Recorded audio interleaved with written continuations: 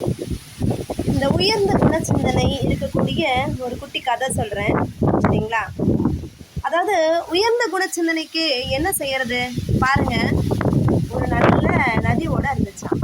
அந்த நதி ஓடையில சரியா ஒரு ரிஷி உட்கார்ந்துருந்தாரு பக்கத்துல. ஓகே, அப்போ அந்த ரிஷி உட்கார்ந்துருக்கும் போது என்ன பண்ணுச்சு, அந்த ரிஷி பக்கத்துல ஒரு தேள் வந்துச்சு. ஓகேவா? அந்த தேள் ரொம்ப தத்தளிச்சு தண்ணியில பார்த்தாரு. பார்த்தவொன்னே என்ன பண்ணாரு, ஒரு இலையை எடுத்து போட்டாரு. அந்த தேள் அந்த தேள் மேலே ஒரு தூரம் போச்சு. சரியா? அவர் அந்த கரையில உட்காந்துருக்காருல, திரும்பவும் ஏன்னா அது இப்படி தூக்கி போடும்போது அந்த தேள் திரும்ப அவர் கொட்டிடுச்சு. திரும்பவும் என்ன பண்ணாரு, அந்த தேளை காப்பாத்தினாராம். ஓகேவா? இப்பவும் காப்பாத்துறாரு. அப்பவும் அந்த தேள் கொட்டுது. திரும்பவும் இலைய போட்டு அதை காப்பாத்துறாரு. திரும்ப என்ன பண்றாரு, அந்த தேள் திரும்பவும் கொட்டுது. இப்படியே 3 4 5 முறை வரைக்கும் அந்த தேளை விழுறப்பெல்லாம் காப்பாத்தி காப்பாத்தி விடுறாராம். என்னங்க இது? இதுல எல்லாம் உயர்குண சிந்தனை இருக்கு. தீங்கு செய்தவருக்கும் அது 6 அறிவு உள்ள ஜீவன் கிடையாது இல்ல, பகுத்தறிவு கிடையாது அதுக்கு. அதனால என்ன பண்ணுது, நம்ம கிட்ட வருது, நம்ம என்ன பண்றோம், அதை பாதுகாப்பு செஞ்சு அதை நம்ம காப்பாற்றி என்ன பண்ணுறோம், அதை இலையை போட்டு காப்பாற்றுறோம். அதுதான் உயிர்கண சிந்தனை உள்ள மனுஷன். சரிங்களா? நமக்கு அது ஆபத்து தருதுன்னு தெரிஞ்சிருந்தாலும் நம்ம என்ன பண்ணுறதில்ல, சில நேரங்களில் அந்த தேள் கொட்டுறதை தடுத்துருக்கலாம்ல. அது வேணா செத்து போட்டோம், நான் இதுக்கு அதுக்கு உயிர் கொடுக்கணும் அப்படின்னு நினைக்கலாம். ஆனால் மனுஷங்க நினைக்க மாட்டாங்க. உயிர்கொண சிந்தனை உள்ள மனிதர்கள் அது 6 அறிவு ஜீவன் அற்றது. அதுக்கு ஒரு இலை போட்டால் என்ன பண்ணும், அது தத்தி தத்தி தத்தி என்ன பண்ணும், கரையை போய் அடைஞ்சிருங்கிற எண்ணங்கள் இருக்குமே தவிர்த்து அதுக்கு நம்ம காப்பாற்ற தான் நினைப்போம். நம்ம அறிவுள்ள மனிதர்கள் எல்லாரையும் வீழ்த்தணும்னு நினைக்க மாட்டோம். ஆனால் இன்னைக்கு காலகட்டத்தில் மனுஷங்க நம்ம எப்படி இருக்கிறோம், ஆன்மாவால் தவறு செய்பவர்களாக இருக்கிறோம். எப்படி?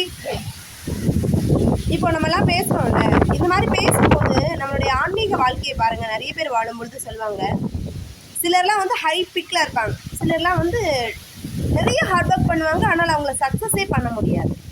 சரி, என்னப்பா காரணம் அப்படின்னு பார்த்தா ஆன்மாக்கள் தான் சொல்கிறோம். யார் அந்த ஆன்மா, நான் தப்பே செய்யலை அப்படின்வாங்க. ஓகேங்களா? இப்போ என்கிட்ட ஒரு நபர் உதவி கேட்குறாங்கன்னு வச்சுக்கோங்களேன். அவங்ககிட்ட நான் முடியாதுன்னு சொல்ல முடியுமா? ஆனால் நான் என்ன சொல்வேன், கொஞ்சம் வெயிட் பண்ணுங்க, என்னோடய ஒர்க்கெல்லாம் முடிச்சுட்டு உங்களுக்கு செய்கிறேன் அப்படிங்கிறேன். அப்போ அவங்களுக்கு என்ன கிடையாது, பொறுமை கிடையாது. அப்போ அவங்க என்ன பண்ணுறாங்க, நீ சொல்கிறத நான் கேட்கணுமா?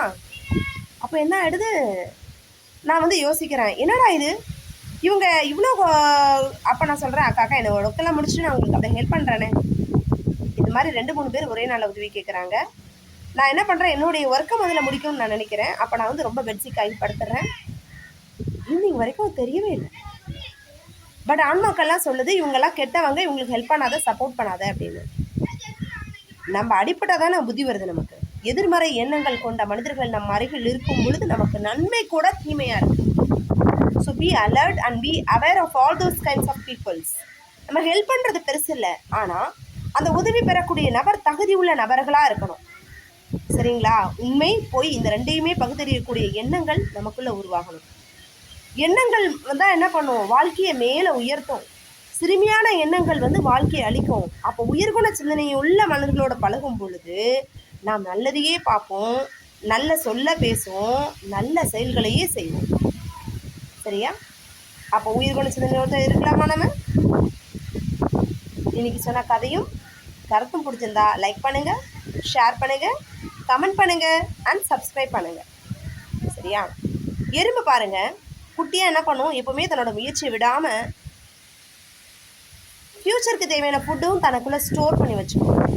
இன்றைக்கி உங்கள் வீட்டில் பேரண்ட்ஸு, நான் குழந்தைங்களுக்கு என்ன சொல்லுவேன், காசு சேர்த்து வைங்க. அப்பா அம்மா கொடுக்குறத ஒரு உண்டியலில் சேர்த்து வைக்கும்போது உங்களுக்கு ஒரு ஸ்கூலில் முடித்து காலேஜ் போகும்போது உன்னோட காலேஜ் பணம் கட்டுறதுக்கு உங்களுடைய பண நிதி உதவி உனக்கு கிடைக்கும் அப்படின்னு சொல்வேன். ஆனால் இப்போ என்ன தெரியுமா கருத்து, அப்பா அம்மாவை அவங்க அக்கௌண்ட்டில் மணி சேர்த்து வைக்கணும், சேவிங்ஸ் இருக்கணும்.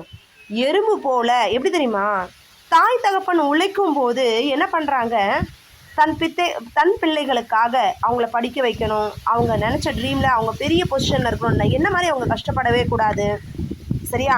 அப்படிலாம் ஒரு கோட்டையை கட்டி என்ன பண்ணுறாங்க, ஒரு ஸ்கூலில் சேர்க்கணுமோ இல்லை காலேஜில் சேர்க்கணுமோ இல்லை அவங்களுக்கு தேவையான லக்ஸுரியஸ் லைஃப்க்கு என்னென்ன செய்யணுமோ அதெல்லாம் செய்கிறதுக்காக அதனுடைய பணம், சத்து, நகை எல்லாத்தையும் விற்று அந்த குழந்தைங்களுக்கு போடுறாங்க. ஆனால் வயதுரியம் அடையும் போது தாய் தகப்பனை பார்க்கறதுக்கு ஆள் இருக்கா? அது ஒரு கொஸ்டின் மார்க்காக இருக்குல்ல. அதே நேரத்தில் மணி சேவிங் அவங்க 2 பேர்லேயே இருக்கணும். அப்பா அம்மா பேர்லேயும் இருக்கணும், அம்மா பேரில் இருக்கணும்.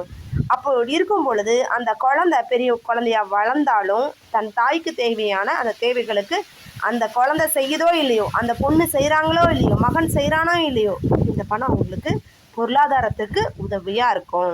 சரியா? உண்மைதானே? இந்த கருத்து பிடிச்சிருந்தா இதுக்கும் லைக் கொடுங்க. லைக் கொடுத்து சப்ஸ்கிரைப் பண்ணுங்கள். நன்றி.